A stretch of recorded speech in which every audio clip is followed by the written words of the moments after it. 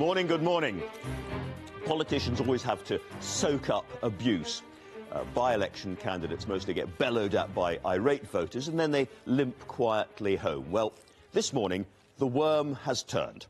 Dominic Carman, the Liberal Democrat who came 6th last week at the Barnsley Central by-election, has a hilariously full-frontal blast back at the constituency.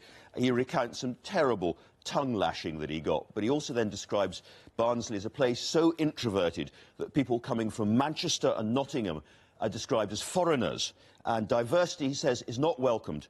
One local man tells me, no one in Barnsley is gay. If they are, they leave. And when it comes to people from minority communities, whoof. Well, Mr. Carman says he believes passionately in Nick Clegg and he'd do it all again. After this article, my advice to him would be jolly good, but not in Barnsley.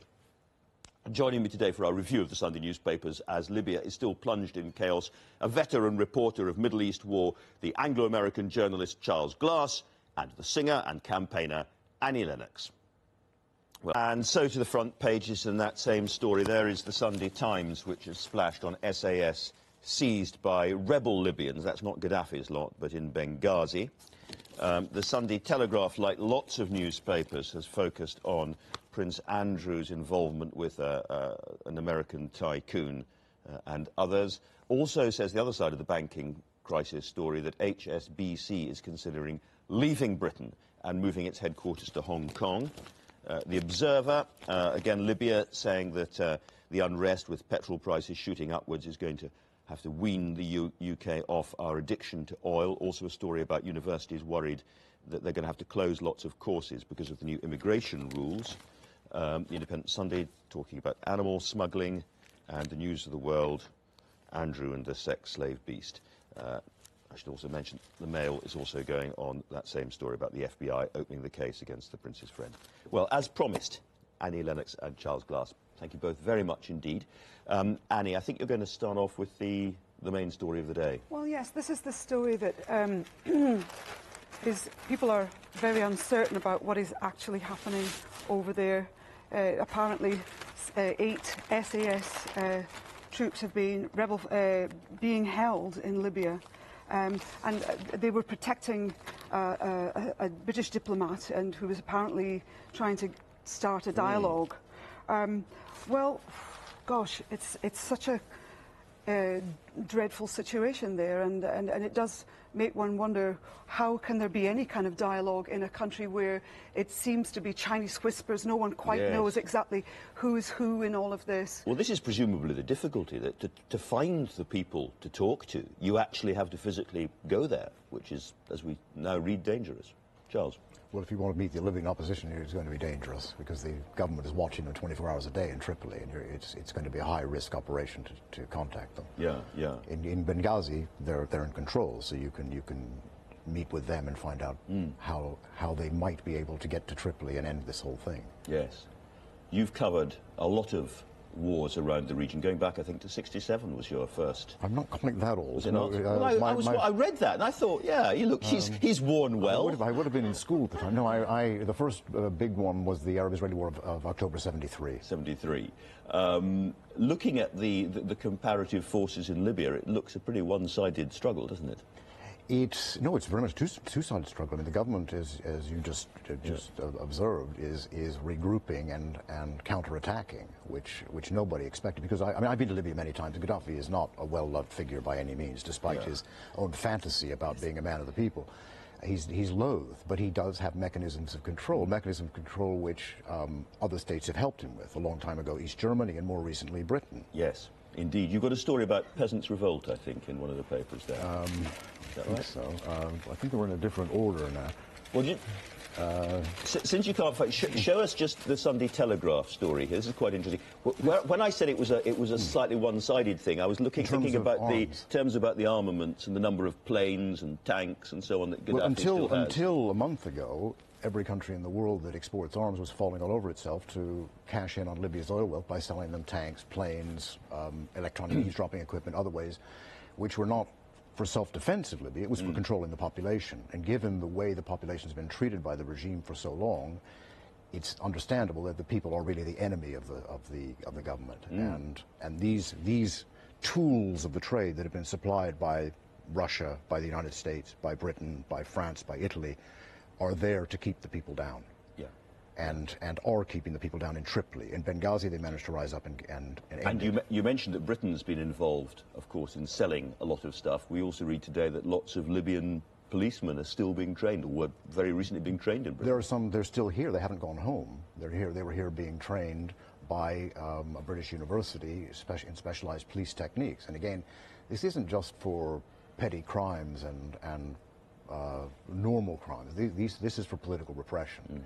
And I don't think that anyone who's ever been to Libya could be in any doubt that the police serve no other purpose. Yeah. So it's all the old business of dealing with the devil with a long spoon, isn't it, Annie? I think you've taken the other big story that a lot of the papers have gone with is the talking of long spoons. You can't really avoid this because in the whole sort of variety of papers that you can buy this morning, you'll see the story about Prince Andrew and his association with a gentleman who seems to have a slightly disreputable past.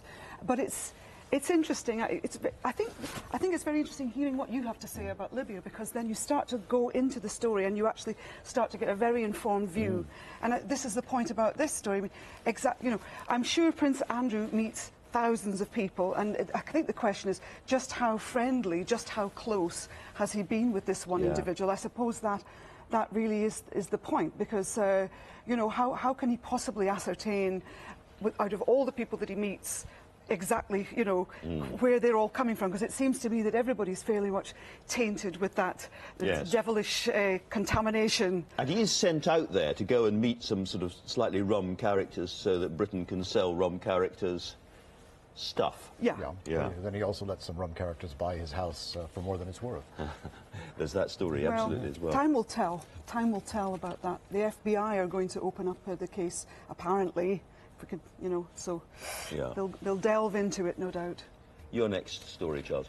This is the letter that has been written to the Prime Minister by past defence chiefs and senior officers in the Army and the Royal Air Force and the Navy, opposing these defence cuts, particularly at this time when it's obvious that certain ships are needed to evacuate people from Libya and probably later from other countries in the Middle East as the turmoil grows there.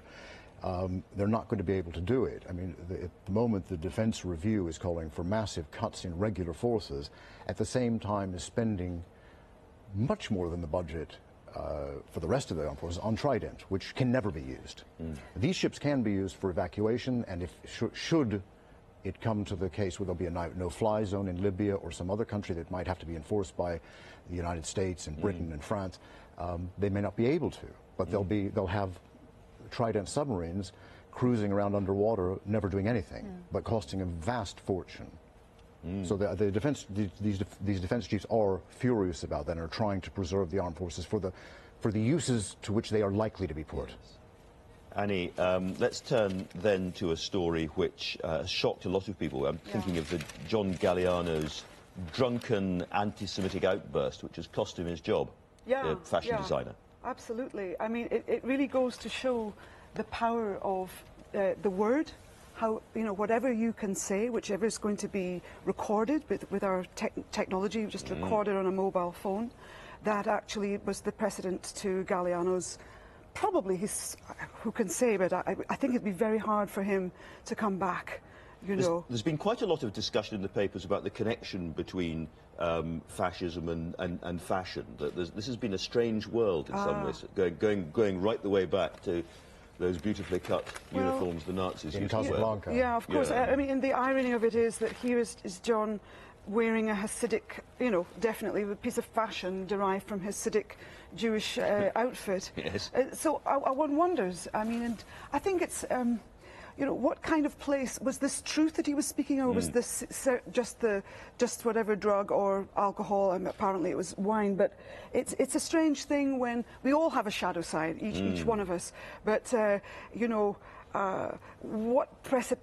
was the reason for this outburst? Have you ever come across this character? He's well known in the fashion world. Well, he is absolutely looked up to as a total genius. Yeah. But I mean, perhaps people in the fashion industry do tend to overlook certain issues of integrity.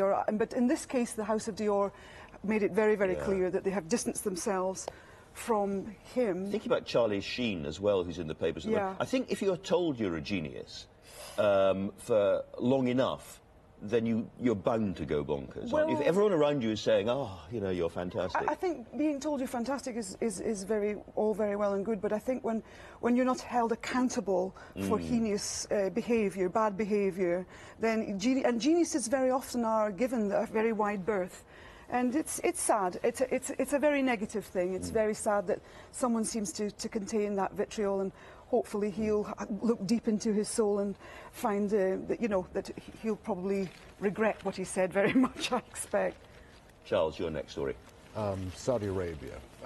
As much as what has happened in Libya has affected global oil prices, if these marches in Saudi Arabia lead to serious turmoil in the eastern province of Saudi Arabia, where the Shiite population, who are majority in that area, have been mistreated since the founding of the state, if they rise up and it becomes so problematic that oil cannot be delivered from there, there's going to be very, very big problems. At the moment, the Saudi royal family is banning all marches, all demonstrations, and next Friday, when people go to prayer, when they come out of those mosques, we'll see what is likely to happen. And then, in which case, if that area goes up in smoke, with Bahrain next door already up in smoke, again with the Shia population who have been kept down, the consequences for the rest of us are going to be unimaginable.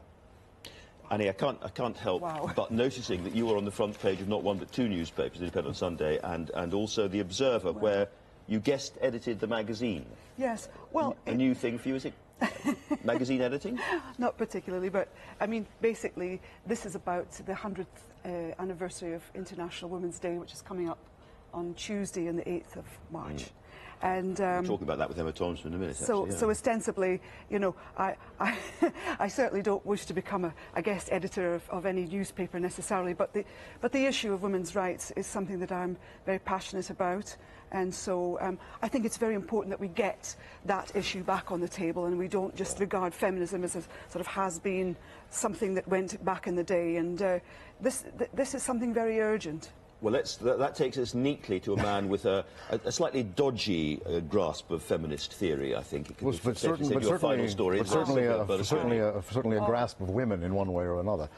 This is Silvio Berlusconi and his enablers being prosecuted for paid sex with underage women in his bunga parties. I mean, in a way... We think we've got troubles in this country, I mean, you know... I mean, Italy has had a joke prime minister for the last 15 years. I mean, Berlusconi came in a way, it's a lesson for these revolutions going on in the Arab world. Remember that Berlusconi came in immediately after the Tangentopoli scandal, when the Christian Democrats were completely discredited.